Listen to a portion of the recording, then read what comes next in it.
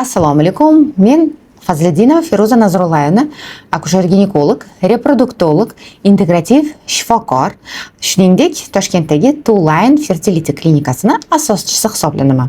Kriyokonservatsiyalash usuli. Nima degani kriyokonservatsiya? Kriyokonservatsiya bu urug' hujayrani yoki tuxum hujayrani yoki embrionni ma'lum bir paytgacha saqlab qo'yish imkoniyati degani. Masalan, kech turmushga chiqqan yoki turmushidan ajragan, turmush o'rtog'i vafot etgan ayollar bo'lishi mumkin. Albattaki kelajakda farzandli bo'laman degan reproduktiv rejalari bo'ladi. Lekin yuqorida aytib o'tganimdek, reproduktologiyada yosh juda ham katta ahamiyatga ega. Turmushga chiqish yoki o'zingizga yoqadigan juftingizni uchratguncha vaqt o'tib ketishi, tuxumdonlaringiz esa u vaqtda ishlamasdan turmaydi, albatta ishlab turishadi va oydan oyga follikullarning soni kamayadi. Mana shunaqa paytda bizning klinikaga murojaat qilib, tuxum hujayralaringizni muzlatib qo'yishingiz kerak bo'ladi. Albattaki biz yaxshi niyatda, inshaalloh yaxshi odamni uchratib, turmush qurib, o'zingiz farzandli bo'lib keting degan niyatni bildiramiz. Lekin hozirgi kunda agar o'zingizni reproduktiv rejalaringizni sug'urtalab qo'yish niyatingiz bo'lsa va kelajakka to'g'ri investitsiya qilish niyatingiz bo'lsa, tuxum hujayralaringizni muzlatib qo'yishingiz mumkin bo'ladi. Chet elda bu narsa juda ham aktual. Ayollar, ayniqsa hozir zamonaviy bizneswomanlar bir-birlariga qimmatbaho sumочкалari, brilliantlari, kiyimlari bilan emas, kelajakka qanaqa investitsiya qilib qo'ygansan? Men tuxum hujayralarimni 10 ta tuxum hujayramni, men 20 ta tuxum hujayramni muzlatib qo'yganman degan yaxshi ma'noda trend chiqqan hozir. Men o'ylayman, bu bizani faoliyatimiz uchun, ayollarning reproduktiv salomatligini uzoqroq saqlab qolish uchun eng samarali, eng foydali tanlovlardan biri hisoblanadi. Shuningdek, chet davlatlarda hattoki erkak kishilarni urug'ini muzlatib qo'yish ham aktual.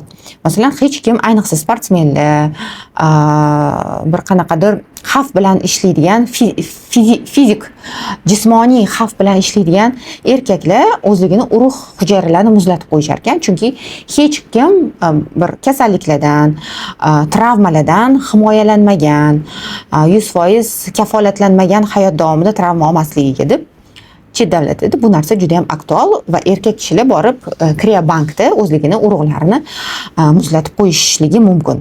Bundan tashqari, siz hattoki agar juftingiz bo'lsa, embrionlaringizni ham muzlatib qo'yishingiz mumkin. Masalan, bilasiz, hozir bitta farzandingiz, ikkita farzandingiz bor va kelajakda yana bitta, ikkita farzand dunyoga keltirmoqchisiz. Lekin hozirgi kunda ma'lum bir sabablarga ko'ra bu narsani qila olmaysiz. Deylik, karyeramni o'stiraman deysiz, boshqa joyga ko'chmoqchiman deysiz, oldinda boshqa undan oldin turgan zarur rejalarim bor deyishingiz mumkin. Mana shunaqa holatda eko qilib embrionlarni muzlatib olib qo'yish mumkin. Qancha saqlash mumkin? Hozirgi tajribaga tayanib, teoretik nuqtai nazardan cheksiz muddat embrionlarni saqlash mumkin. Hozirgi kunda 20 yildan ziyod saqlangan embrionlarni ayol bachadoniga o'tkazib, tug'ruq bo'lgan случайlar yer yuzida qayd etilgan, ya'ni embrionlarni saqlangani ularning sifatiga, ularning kelajakdagi qanaqa inson bo'lib tug'ilishiga, ularning salomatligiga ta'sir etmasligi allaqachon fanda isbotini topgan. Yordamchi reproduktiv texnologiyalar o'ylab topilganiga 50 yildan oshyapti va bu texnologiyalar bitta joyda turmayapti. Yildan yilga yangiliklar, yildan yilga katta muvaffaqiyatlarga erishib kelyapmiz.